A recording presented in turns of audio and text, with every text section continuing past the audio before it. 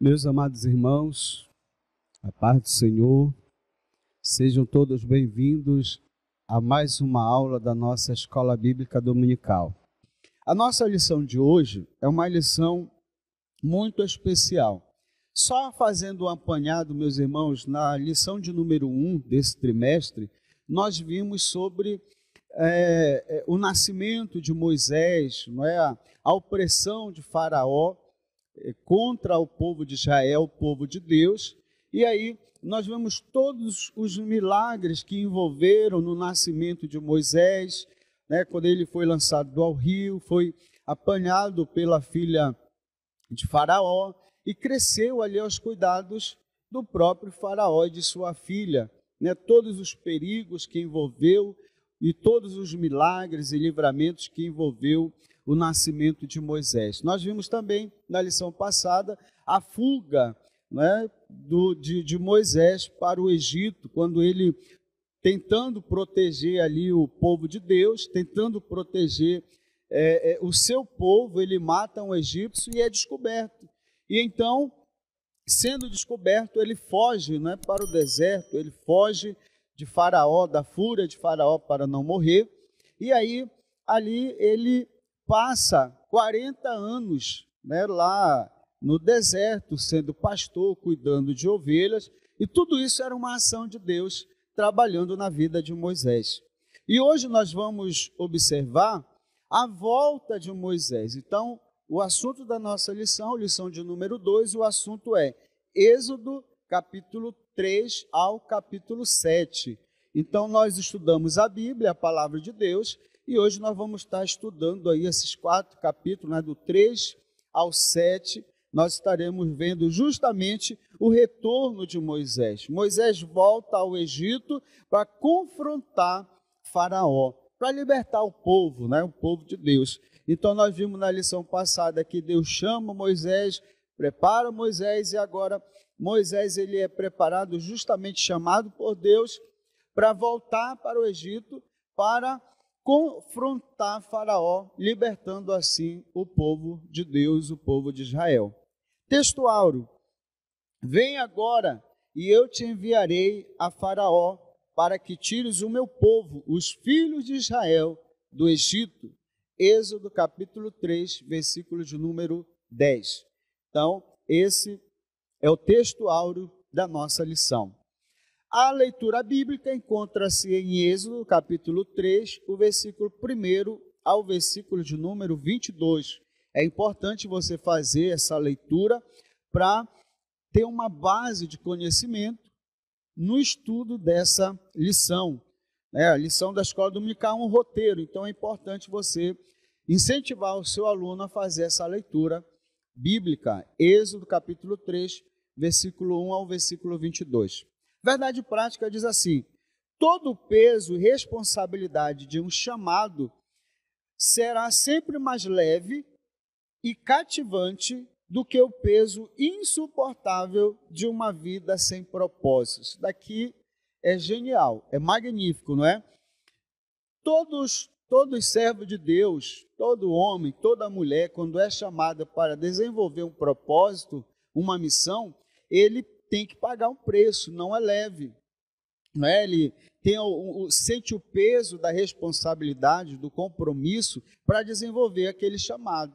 Não é fácil, né? É momento de dor, é momento de choro, às vezes perseguição, mas o comentarista muito sabiamente coloca aqui que com toda a responsabilidade, mesmo com todo o peso e as dificuldades, né, no processo para desenvolver esse chamado, é muito mais cativante, se torna muito mais leve do que o peso insuportável de rejeitar o chamado, ou de não atender o chamado, ou levar uma vida sem nenhum propósito. É muito mais difícil do que suportar o peso, a responsabilidade e as perseguições de desenvolvermos o chamado de Deus. Todos nós temos um chamado da parte de Deus. Eu tenho um chamado, você tem um chamado, você professor, você foi chamado para isso.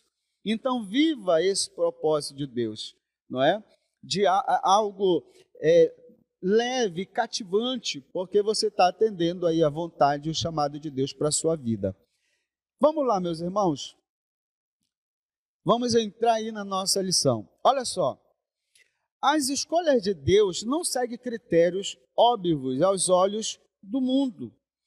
Ele sobremaneiramente chama e também usa pessoas pequenas, falíveis e imperfeitas como eu e como você. Aqui nós já vemos uma grande verdade acerca do chamado de Deus para o homem, para a mulher, para o ser humano.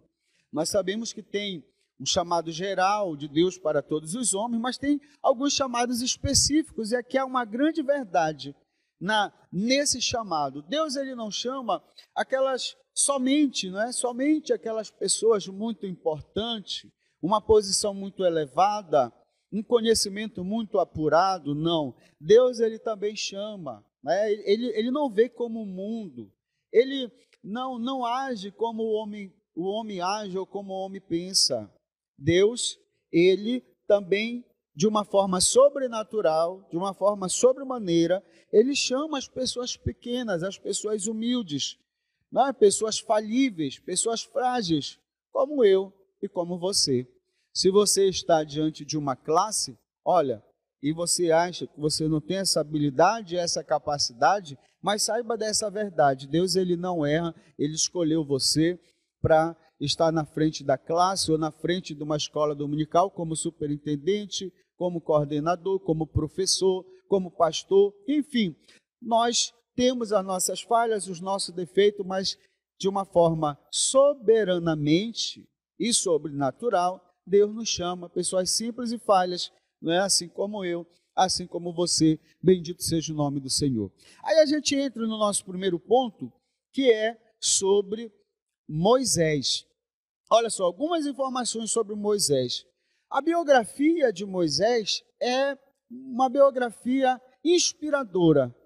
A história de Moisés, ela é entornada, né, contornada de coisas sobrenaturais, de desafios superados, de dificuldades, e é algo que inspira. E Moisés é muito importante. E na Bíblia Sagrada, ele aparece citado, né, mencionado na palavra de Deus 792 vezes.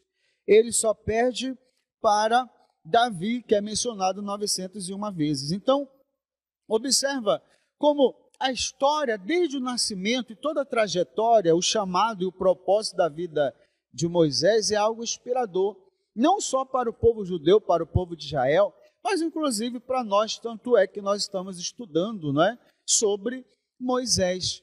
E essa biografia dele é inspiradora.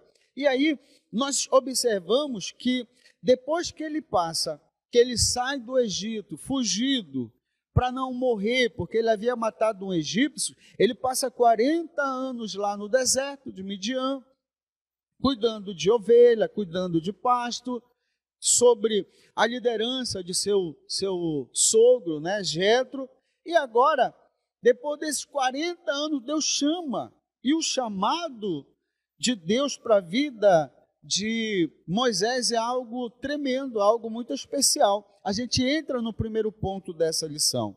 E o primeiro tópico aqui, né, o primeiro ponto tratando sobre Moisés, o primeiro subtópico aqui é o seguinte: o Deus que encontra. Êxodo capítulo 3, versículo 2, que diz assim: apareceu-lhe o anjo do Senhor numa chama de fogo no meio de uma sarça.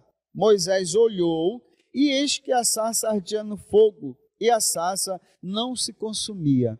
Então aqui a gente vê o chamado de Deus na vida de Moisés. Não é? Ele passou todo um tempo, uma preparação no Egito, sendo formado, sendo forjado, aprendendo a cultura, aprendendo o que ele deveria aprender, e agora ele vai para o deserto, passa 40 anos, né, trabalhando como pastor de ovelhas, Deus tratando, Deus cuidando dele. Ele passa a ter experiência, né, a solidão de cuidar dos pastos, das ovelhas durante a noite, sozinho, não é? se tornando cada vez mais humilde. Então, a humildade, a solidão, foram ferramentas que Deus usou ali para preparar Moisés. Então, após 40 anos ali, agora Deus encontra Moisés, porque Moisés já estava preparado. Então, nós aprendemos aqui outra lição. Que lição é? Que você precisa compartilhar com seus alunos. Que o deserto, ele não é um castigo, mas ele é uma escola de preparação que Deus prepara. Deus forja justamente no deserto. Olha, meus irmãos, se você está passando por um deserto, se os seus alunos estão passando por um deserto, creia nessa palavra. Não é um castigo, é uma escola. Você está aprendendo, você está sendo forjado. Então, depois de 40 anos, olha que coisa emocionante. Chegou o tempo, né? O tempo chegou. Com certeza, nesse período que Moisés passa ali no deserto, cuidando das ovelhas, ele na solidão, né, sendo moldado, com certeza ele orava, intercedia pelo povo de Israel. Estava ali apresentando o povo de Deus, aquela situação, aquela opressão que ele passava, não é? Ele passava ali, com certeza ele estava orando, intercedendo pelo povo. E aí chega o tempo. Mas, ironicamente, né, a gente vê assim que é uma ironia, que quando Moisés se achava capacitado e pronto, tentando fazer as coisas do seu jeito, não deu certo. Os irmãos lembram na lição anterior, não é, que ele tenta livrar ali o seu povo, né, mata um egípcio. E como passava na mente dele?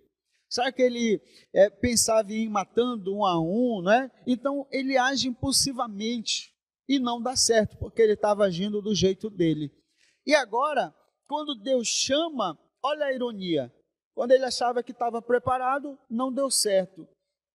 Agora ele se acha incapaz e aquém da tarefa que Deus o comissiona, né? Deus chama e agora é Deus que está chamando.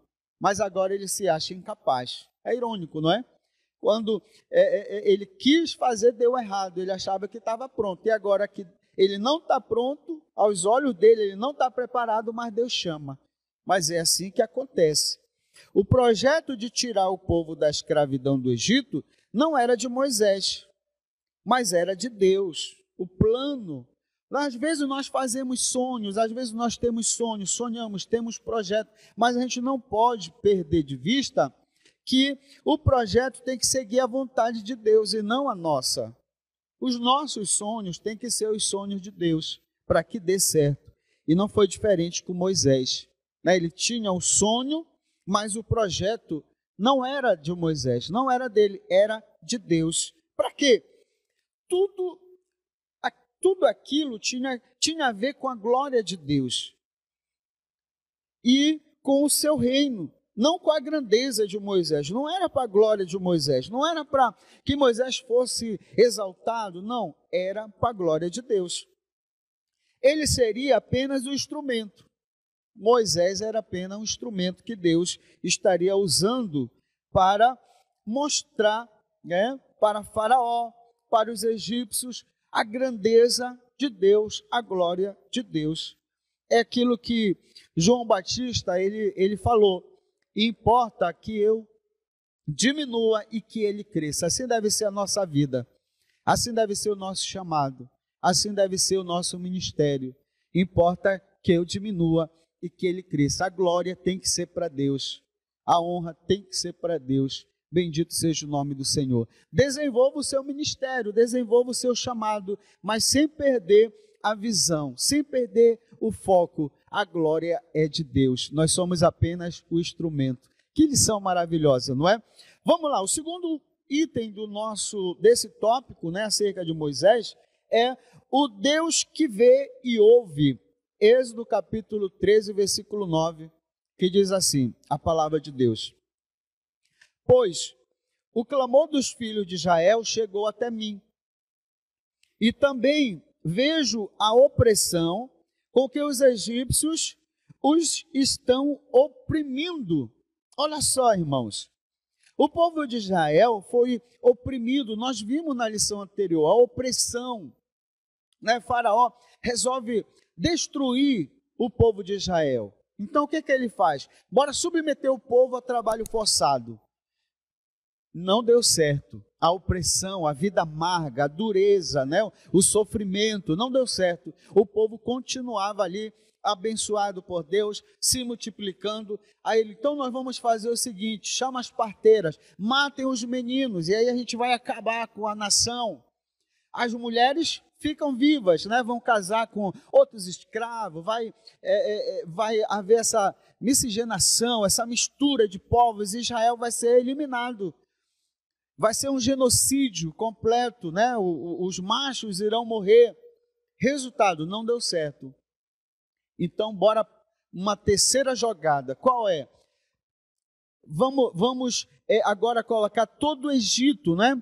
Todas as pessoas podiam ver, podiam fiscalizar e matar as crianças, matar afogadas. Então agora, olha só, para destruir o povo de Deus.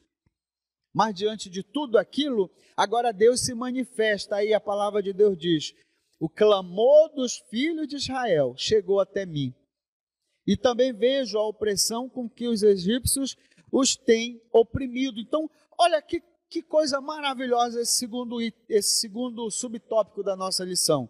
Nós servimos um Deus que vê e ouve todas as coisas. Glória seja dada ao nome do Senhor. O seu sofrimento, a sua dor, Deus está vendo. Deus está enxergando. Ele ouviu o clamor. Quando o povo se propõe a orar, a clamar, Deus ouve aquele clamor. Isso daí é um motivo de tranquilidade para nós, para mim, para você. Porque Deus não está ausente da nossa história. Deus não está ausente de nós. Ele é o Deus que tudo vê. Deus está vendo você. Você pode motivar o seu aluno, você pode motivar seu EBD dizendo, olha, Deus está vendo o seu esforço para o crescimento da classe, Deus está vendo o sofrimento que você está passando, Deus está vendo a sua dor, a dificuldade da sua vida profissional, a dificuldade da sua vida pessoal, da sua vida ministerial, você pastor, você coordenador, você obreiro, que tem um chamado, que desenvolve um chamado para Deus. Deus é o Deus que tudo vê. E o que isso significa, meus irmãos? Que Ele está presente nos piores momentos da nossa vida. Em todo momento Ele está presente. Deus está presente em cada circunstância. Ele está com você, você não está sozinho. Era isso que Deus estava trazendo, deixando claro para Moisés. Moisés, que tinha ouvido o clamor e a angústia do seu povo, debaixo da opressão de Faraó. Deus deixa claro para Moisés. Deus conforta Moisés e leva essa palavra. Olha, o clamor do povo tem chegado até mim, eu tenho visto, eu tenho contemplado. E aí, por que Deus chega e fala para Moisés assim, olha, eu tenho ouvido o clamor do povo, eu tenho visto o sofrimento deles, que os egípcios têm colocado eles sob essa opressão. Por que Deus estava falando isso? Porque tinha chegado o tempo. Deus não estava falando somente para trazer o conhecimento, somente para tranquilizar Moisés. Não, Deus estava falando porque tinha chegado o momento de Deus agir. Tinha chegado o momento de Deus mudar aquela situação, a sorte do povo, que é o terceiro item deste ponto, o terceiro subtópico, que diz, o Deus que envia. Deus estava mostrando isso e tranquilizando Moisés, porque era chegado o momento que Deus ia usar Moisés. Que Deus ia levantar Moisés com esse chamado, com esse propósito. Nós vemos, né, o chamado aqui de Moisés. Ele olha aquela sarça, aquela árvore ali, né, sendo em chama, mas ela não era consumida. Deus, ele chega até Moisés e aí ele diz, olha, vem agora e te enviarei a Faraó, para que tires o meu povo, os filhos de Israel, do Egito. Que Coisa maravilhosa, meus irmãos. Chegou o momento de Deus agir. Êxodo capítulo 3, versículo 10. É o chamado de Moisés. E aqui é algo interessante, né? Porque é diferente do profeta Isaías, quando Deus fala na visão de Isaías, dizendo: quem enviarei? Quem há de ir por nós? A Isaías se manifesta: eis-me aqui, envia-me a mim. Aqui é diferente com Moisés. Quando Deus chama, que Deus quer enviar para tirar o povo, olha, ele já estava orando por isso, apresentando Israel, o povo de Deus, o seu povo que vivia ali oprimido nas mãos de Faraó. E agora Deus chega e diz: olha, vem agora que eu vou te enviar. E aí, o que é que acontece? Moisés, ele começa a dar desculpa. O povo não vai me ouvir, eu tenho a língua pesada, eu não sei falar. Não, quem é o Senhor? O que eu vou falar para eles? Se quando eles me perguntarem, que Senhor é esse? Então Moisés começa aqui a dar as suas desculpas para Deus. Quantas vezes nós, não é? Deus nos chama, nos dá uma missão e a gente fica nessa situação. Mas se Deus está chamando, é porque é o momento, é porque Ele vai te acompanhar, Ele vai com você. Se Deus chamou você para ser professor, é porque Ele conhece você mais do que você mesmo. Ele sabe que você pode fazer, não na sua força, mas na força dEle. O chamado de Deus é a garantia para nós realizarmos aquilo que Ele tem para nós. Eu vou repetir mais uma vez. O chamado de Deus na nossa vida é a garantia, é a certeza, é a prova de que nós vamos realizar o chamado. É Deus chamando, não é na nossa força, na nossa capacidade, mas é na força de Deus, na ação sobrenatural de Deus. É dessa forma que acontece. Olha, houve uma reviravolta na vida de Moisés. Houve uma mudança, ele é pastor agora. Ele não é mais um palaciano. Ele não é mais aqui um rei. Ele não é mais o filho da filha de Faraó. Ele é um fugitivo. Ele é um pastor de ovelhas. Mas agora há uma reviravolta na sua vida. Porque Deus chama ele e ele vai enfrentar o regime opressor de Faraó. Ele é aquele que Deus vai usar. Olha, o comissionamento ocorre justamente quando Moisés estava trabalhando. O chamado não é para aqueles que estão sem opções no mundo secular, e sim para os que têm portas abertas e mesmo assim renunciam. Então, isso daqui é importante para nós, né? Porque o chamado de Deus, como eu falei, é a garantia do sucesso, é a garantia da vitória ministerial, é a garantia da nossa vida.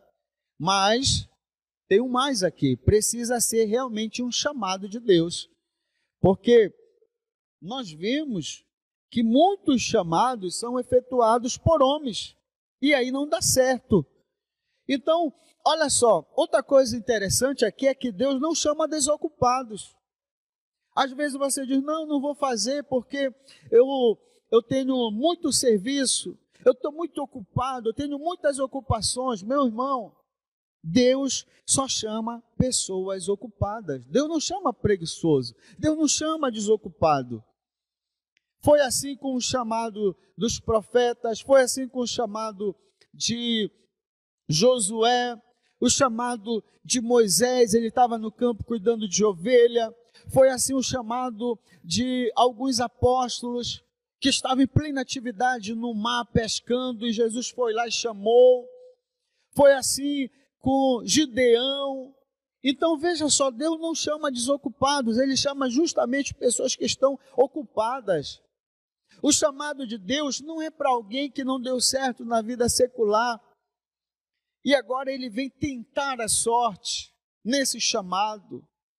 Ele vem tentar a sorte, né? uma nova vida. Não, o chamado de Deus é a confirmação de que realmente Deus vai dar uma viravolta na sua vida e vai mudar. Eu conheço um pastor missionário que ele era, se eu não estou enganado, ele era do exército, era da aeronáutica. uma patente elevada, e Deus chama ele para ser pastor. O que ele faz? Ele vai lá com o superior e entrega o lugar. E o superior diz: rapaz, você tem uma carreira promissora aqui, você tem uma carreira promissora nesse lugar, para seguir carreira, e você vai entregar, você vai fazer isso. Mas por que ele fez isso? Ele abriu mão para atender um chamado de Deus. Ele não veio tentar a sorte, ele foi realmente chamado por Deus e renunciou aquilo para fazer a vontade de Deus. Então esse é o chamado de Deus. Então Moisés está aprendendo aqui. Deus não quer só trazer o conhecimento para Moisés que o povo está sofrendo, que Faraó está oprimindo, não. Deus está trazendo isso ao conhecimento de Moisés, para que Moisés então seja o libertador e aquele que Deus vai enviar. Bendito seja o nome do Senhor. Toda a argumentação de Moisés que não dava, que ele não sabia, que ele era pesado de língua, que o povo não ia ouvir, Deus foi desconstruindo uma a uma e dando ali então a certeza, os sinais de que era ele a pessoa certa que Deus iria usar. E essa situação de Moisés se achando incapaz era justamente a prova de que ele estava preparado. Era a prova de que ele estava pronto. Deus não erra. Deus não foi no momento errado para enviar Moisés. Foi no momento certo. E aí eu quero deixar uma palavra para você. Você tem desejo de fazer a obra de Deus? Desenvolver um chamado? Espere o tempo de Deus. No momento certo, Deus vai levantar você. Deus vai levantar você como um professor de uma classe, como um coordenador, como um líder, como um pastor. Aguarde o momento de Deus, porque Deus chega no momento certo, na hora certa. Glória a Deus. Vamos para o segundo ponto da nossa lição. Olha, segundo ponto da nossa lição, nós vamos ver sobre Faraó. A gente viu sobre Moisés, o Deus que encontra, o chamado de Moisés, o Deus que viu o sofrimento, chamou Moisés, preparou, capacitou e enviou Moisés. E aí a gente entra aqui no segundo ponto, nós vamos falar sobre Faraó. E aí o primeiro subtópico desse ponto, um falso Deus. Êxodo 7,5, que diz assim: saberão os egípcios que eu sou o Senhor, quando estender eu a mão sobre o Egito e tirar do meio deles os filhos de Israel.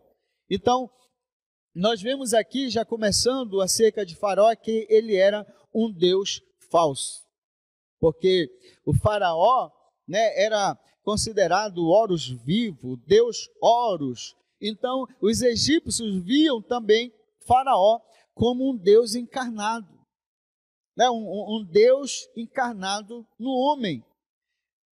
Para a religião egípcia, Faraó era a encarnação do Deus Horus.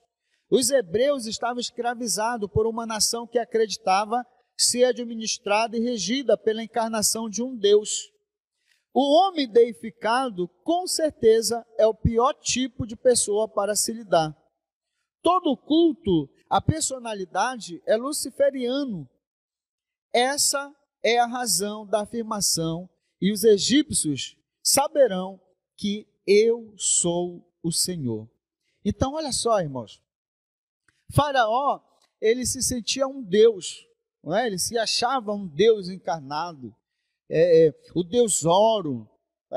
E não só Faraó via dessa forma, os próprios egípcios viam assim. Eles tinham Faraó como Deus.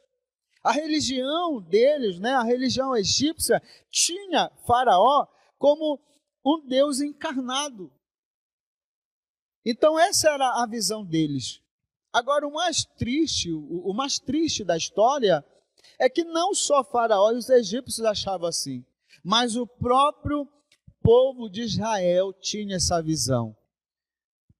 Eles passaram tanto tempo ali no deserto e a cultura egípcia, a religião egípcia, o costume egípcio, a divindade do Egito chegavam ali a mais de 80 divindades. Eles adoravam o sol, a lua, a água, tudo era Deus ali no Egito, e o faraó era esse Deus soberano, encarnado no homem. Então, quando Deus fala, falando para Moisés, dizendo: e os egípcios saberão que eu sou o Senhor. Olha essa declaração. Deus está dizendo: olha, Moisés, não só os egípcios, não só Faraó vão saber que eu sou o Senhor, mas o próprio povo de Israel vai saber, porque muitos deles estavam ali envolvidos naquele sentimento, que viam também Faraó como esse Deus, não adoravam mais o Deus de Israel, o Deus do céu, o Deus Criador, o Deus Yahvé, o Deus Jeová, não adoravam mais. Então, Deus, ele dá essa declaração: olha, os egípcios vão saber que eu sou o Senhor. E as pragas é justamente os sinais que vão provar a superioridade de Deus sobre o Egito, sobre os deuses do Egito, sobre essas divindades todas, mais de 80 divindades. As pragas vão trazer essa superioridade, vão provar, vão fazer com que o Egito conheça, Faraó conheça o Deus verdadeiro, e o povo, a nação de Israel, seja resgatada a voltar-se para Deus, a clamar novamente por Deus, a adorar novamente a Deus. Então as pragas vão provar isso, bendito seja o nome do Senhor, e todos vão saber que Faraó é um Deus falso, e mais de 80 divindades do Egito também são falsas, inexistentes, só existe na cabeça deles, e Deus vai provar isso através de Moisés e Arão. Aí a gente entra no segundo tópico desse ponto, que é os magos de Faraó, versículo 11 do capítulo 7. Vamos ler a palavra de Deus, Êxodo capítulo 7, versículo 11. Bendito seja o nome do Senhor. Nos diz assim a palavra de Deus: Faraó, porém, mandou vir os sábios e encantadores, e eles, os sábios do Egito, fizeram também o mesmo com as suas ciências ocultas. Olha só, irmãos, Faraó tinha um coração endurecido, um coração obstinado. E quando Moisés ele faz ali o primeiro sinal, né, qual é o sinal que Moisés faz ali diante de Faraó? Ele transforma, né, o seu cajado, a sua vara, numa serpente. E ali, Faraó, ele chama os sábios, os encantadores, os magos, né, como diz aqui na palavra de Deus, os sábios, encantadores, magos do Egito, eles também fazem a mesma coisa. Quando Moisés joga lá o cajado, né, ele se transforma ali numa serpente, aí Faraó chama ali os magos e eles fazem também a mesma coisa, o mesmo sinal. Então, olha só aí. E os comentaristas, né, eles fazem saber que a arte da magia era bem difundida no Egito. Então, eles tinham essa prática, eles tinham esse costume de magia, de encantamentos, né, idolatria, feitiçaria. Então, isso era uma prática no Egito. E aí eles fazem também. E aí 3 coisas devem ser consideradas aqui, irmãos. 3 coisas que o comentarista coloca. Primeiro, os servos de Deus devem sempre esperar opositores. Sempre. Olha, em 2 Timóteo 3,8, nós temos os nomes, né? Paulo lhe dá os nomes de pelo menos 2 desses magos, 2 desses opositores, que são os opositores de Moisés, Janes e Jambres, né? Que se opuseram aquele primeiro sinal de Deus, aquilo que Deus começa a fazer, aquilo que Deus ele começa a realizar para mostrar que Moisés havia sido enviado juntamente com Arão. Então eles enfrentaram opositores. E aí você precisa entender que nós, a igreja, os servos de Deus, sempre teremos opositores, assim como foi lá no Egito, quando Moisés vai cumprir ali um chamado de Deus. Esse é o primeiro. Segundo, os deuses egípcios são falsos e fúteis. Isso fica provado quando a vara de Moisés, entregue a Arão, tragou as varas dos magos. Olha só, por mais que o diabo tente imitar, por mais que os opositores se levantem, Deus é mais. Deus é mais na sua vida. Um com Deus é a maioria. Deus não vai deixar a sua igreja, o seu povo, ser derrotada, ser envergonhada. Deus não vai permitir. Quando Moisés entrega a vara para Arão e Arão solta e se torna uma serpente, aí os magos vêm e fazem o mesmo, se tornam ali também duas serpentes. E a serpente tem um significado no Egito, não é? É um símbolo da imoralidade, da sensualidade, do pecado. Só que aí tem um porém. O que acontece? Deus começa a provar aqui o seu poder. A serpente transformada, né, através da vara que Arão lança ali, engole as duas serpentes, mostrando a superioridade. Então, por mais que apareçam os opositores do nosso chamado, da obra de Deus, opositores da igreja, nós temos promessa de Deus: as portas do inferno não prevalecerão contra a igreja do Senhor. Bendito seja o nome do Senhor. Aí tem o terceiro, Moisés obedecia às ordens do Senhor, né? Moisés foi enviado com um propósito, Moisés foi enviado com uma missão. Os opositores, né, os magos, os feiticeiros, eles estavam ali sem nenhum propósito para atrapalhar. Mas Deus, ele dá ordem a Moisés e Moisés obedece. E tudo acontece por conta da obediência.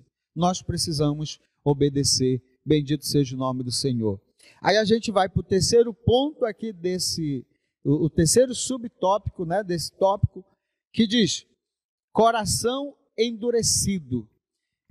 Êxodo capítulo 7, versículo 3, a parte A. Diz assim: eu, porém, endurecerei o coração de Faraó.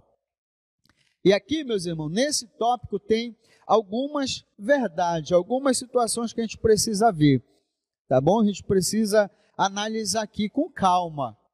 Quando você estudar, eu quero que você, professor, ao preparar a sua lição, pegue esse tópico aqui com muita calma, porque esse ponto aqui é motivo de discussão teológica, né? Motivo de muita discussão teológica, e a gente vai tentar aqui analisar um pouquinho com você. Olha só, os defensores do determinismo divino gostam dessa passagem bíblica porque, segundo eles, mostra que Deus predeterminou que assim seria.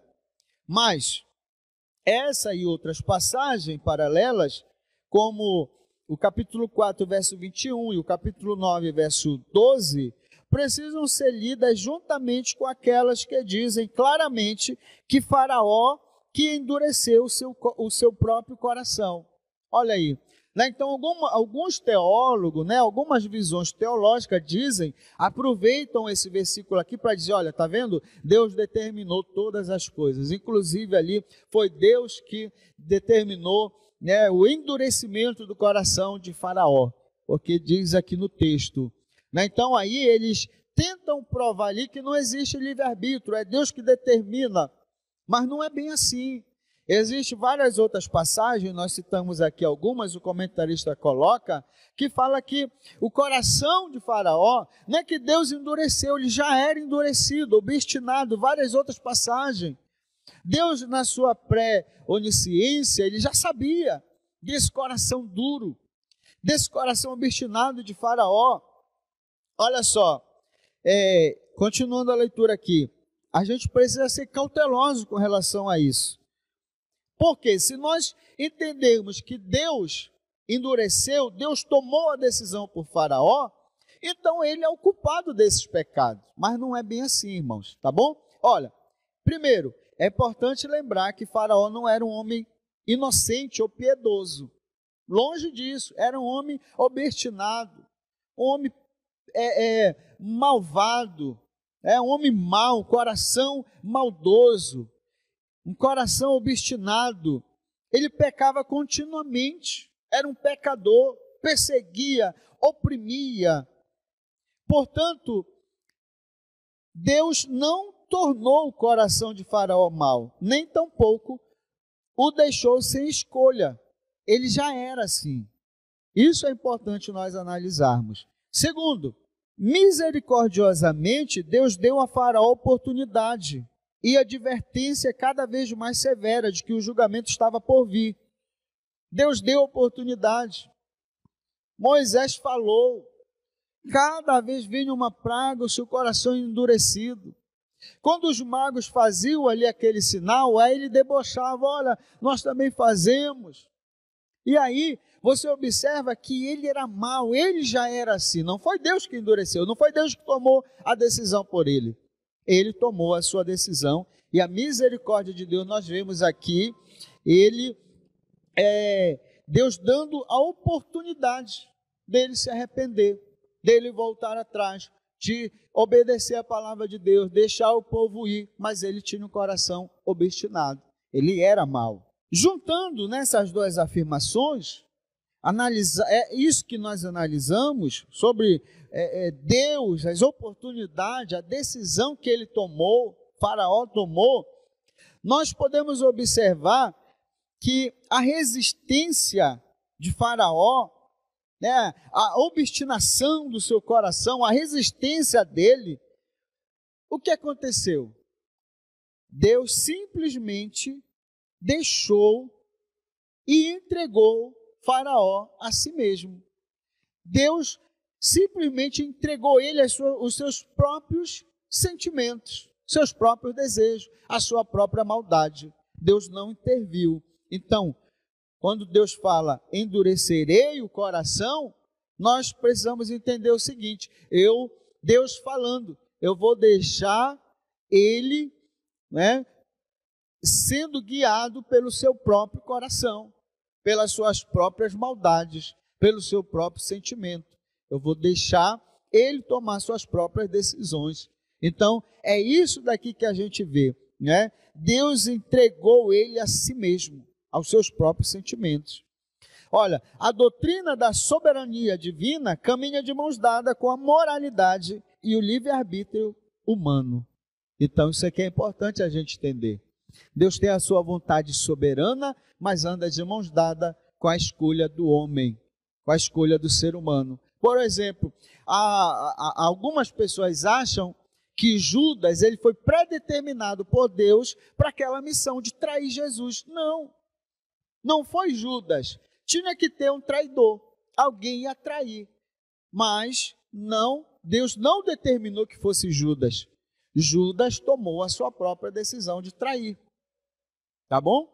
E outro detalhe, Judas traiu, mas não quer dizer que ele deveria se perder. Por quê? Se ele não tivesse um coração mau, um coração endurecido, ele poderia fazer como Pedro, que também traiu, que negou Jesus.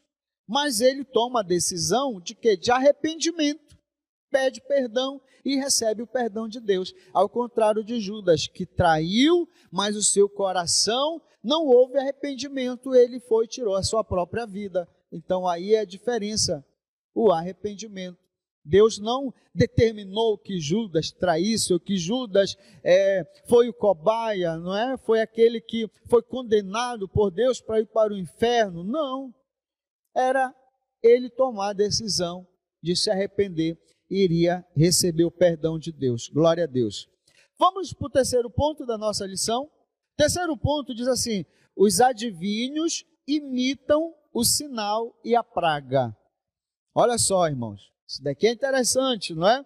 Os adivinhos imitam o sinal e a praga. Aí a gente vê aqui, né, que Moisés ele está ali conversando, negociando com Faraó, né? Ele está falando das maravilhas de Deus. Olha, Deus me mandou aqui, você tem que deixar o povo sair, o povo tem que servir a Deus. Aí Faraó resiste, aí vem o primeiro milagre, que é o milagre ali da serpente, né? A vara se torna numa serpente, nós já falamos sobre isso.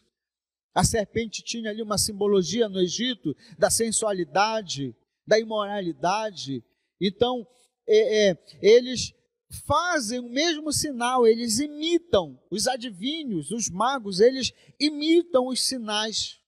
E não só o sinal, as pragas também. Olha só, aí nós vemos aqui, né, que cada praga a gente vai estudar mais para frente, mas a gente vai ver nesse ponto aqui da imitação dos sinais que Moisés ia fazer, né, que os magos também estavam fazendo. A gente vai ver aqui, né, o da serpente e quando a água é transformada em sangue Então, olha só, existe aqui pelo menos 4 situações que nós devemos analisar. 4 características, né, pelas quais as pragas fustigaram o Egito. Qual foi o propósito das pragas? Por que veio esses sinais sobre o Egito? Primeiro, para livrar o povo de Deus da escravidão. Qual o motivo das pragas? Qual o motivo dos sinais? Livrar o povo de Deus da escravidão. Segundo, demonstrar o poder de Deus aos egípcios e também a Israel, como nós falamos que eles também estavam aí com uma mentalidade já idólatra, não é? Porque era a cultura, era a religião. Então esse é o segundo motivo das pragas, porque eles iam voltar-se para Deus, iam ver que Deus era o Deus verdadeiro, que era superior. Isso é importante.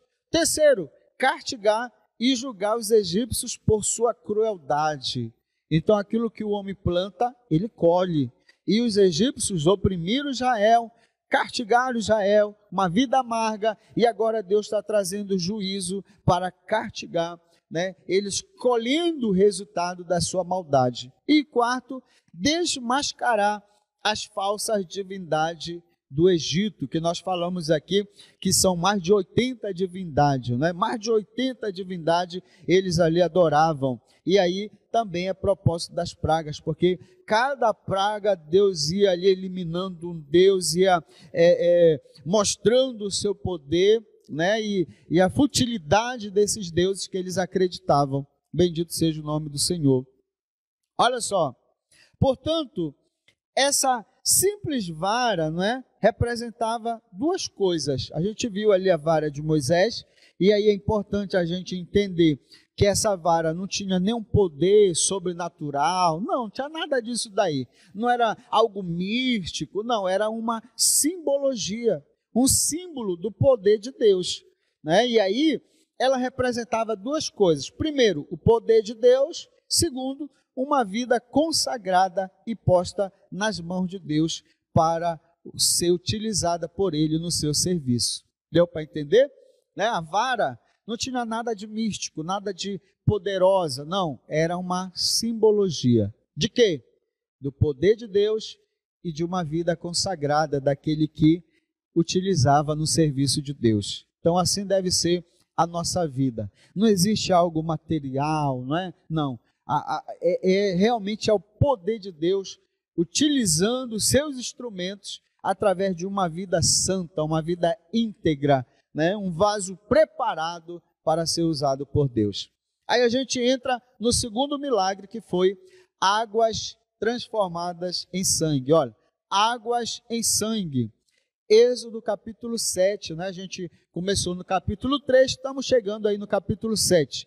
Êxodo capítulo 7, versículo 17, que diz assim: assim diz o Senhor, nisto saberás que eu sou o Senhor, com este bordão que tenho na mão ferirei as águas do rio e tornarão em sangue.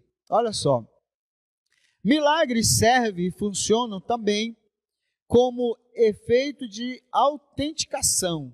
Faraó precisava saber que, resistindo à saída dos hebreus, estaria se opondo ao próprio Deus. Então, ele precisava saber. Ele não estava lutando contra Moisés.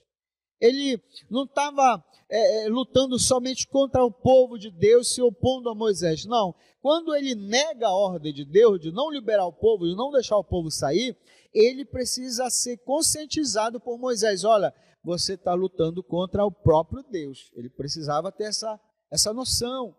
E hoje também as pessoas precisam saber disso. Quando alguém luta contra um servo de Deus, contra o povo de Deus, contra a obra de Deus, está lutando contra o próprio Deus. E a derrota é certa, não é? Para quem luta contra Deus. Aí olha o que acontece. O rio Nilo era adorado como Deus no Egito. Lá havia fertilidade, celebrações, banhos, purificações. Foi ali que muitas crianças hebreias foram jogadas e sacrificadas. Deus assim estava humilhando e desmascarando o engano e verem o Nilo como uma divindade. Ele estava enganado, Deus está provando isso. Olha, não tem nada, olha, agora está transformado em sangue, os peixes morreram, não tem mais vida, né? Deus está aqui deixando de joelhos aqui essa crença, não tem nada de divino no rio, Deus que é a fonte da vida. Olha só, Deus estava humilhando, desmascarando esse engano. Junto a isso havia também Ísis, né, que era a deusa do Nilo, e o Quinum, o deus carneiro, considerado o guardião do Nilo. Então, Deus humilha, coloca de joelho aqui essa crença enganosa, né? O Nilo é o Deus da vida, da sobrevivência, né? Da onde sai o mantimento, e aí Deus prova que não.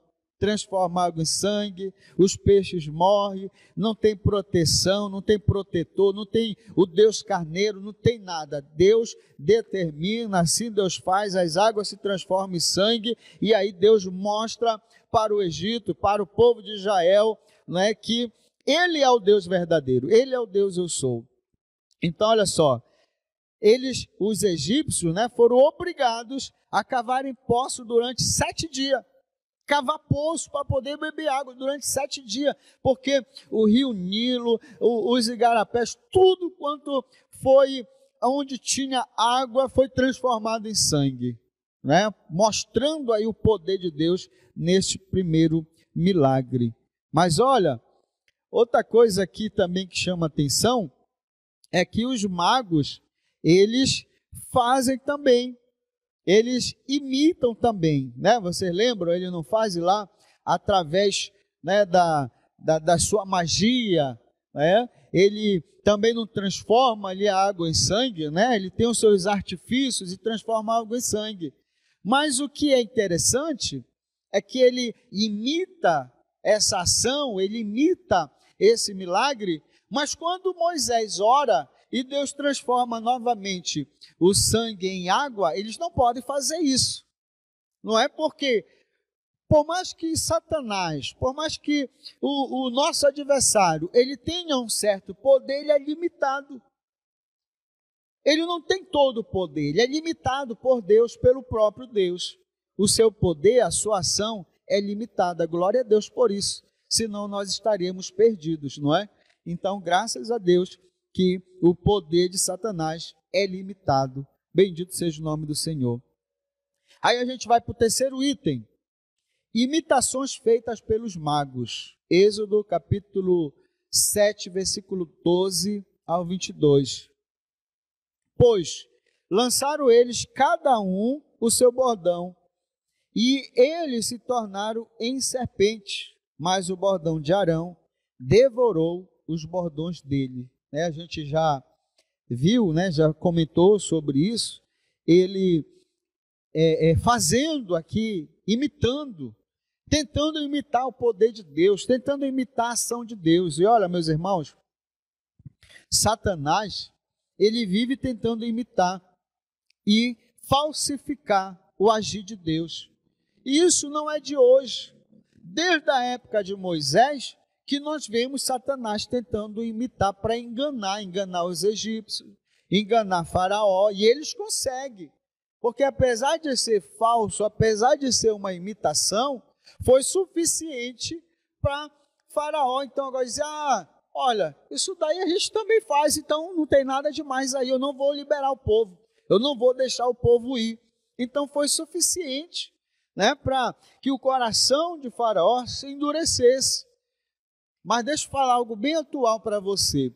Nós ouvimos muito hoje falar em fake news, não é? Principalmente no meio da política, é fake news para cá, é fake news para ali, é uma foto, né, que eles fazem um trabalho para aumentar o número de pessoas, enfim, várias informações erradas, informações mal contadas, informações falsas. Nós vivemos aí a época do fake news.